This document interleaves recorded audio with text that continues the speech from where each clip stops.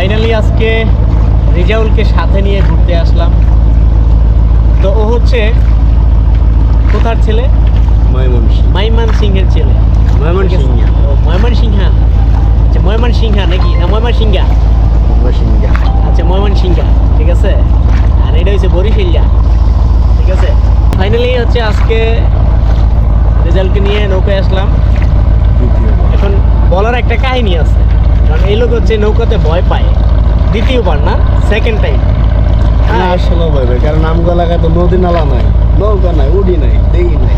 আচ্ছা এই ব্যাপার হয়েছে এইটা না। তো ব্যাপার যেটা হয়েছে, বরিশালে নিয়ে ওই যে পিচ্ছি পিচ্ছি নৌকা আছে না, একজন ওঠার আগে যে এরম তেরিং বেরিং করে, ওই নৌকার ভিতরে একবার উড়াইতে পারে।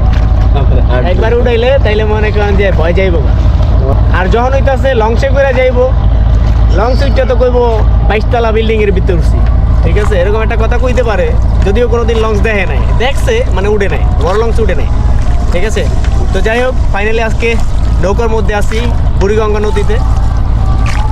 একটু ঘুরবো, তারপরে আবার দেন হচ্ছে বাসায় ব্যাক করবো। তো রেজাউল, এক্সপিরিয়েন্স কি বলো? খুবই ভালো লাগতেছে, দ্বিতীয়বারের মতো আসলাম, কিন্তু ভয় ভয়ও লাগে।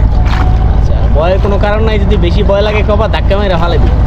না না, এই কাম জীবনে করে না। ধাক্কা মেরে ফালাই দিব, একটা ডুব দিয়ে উঠবো, সমস্যা কি?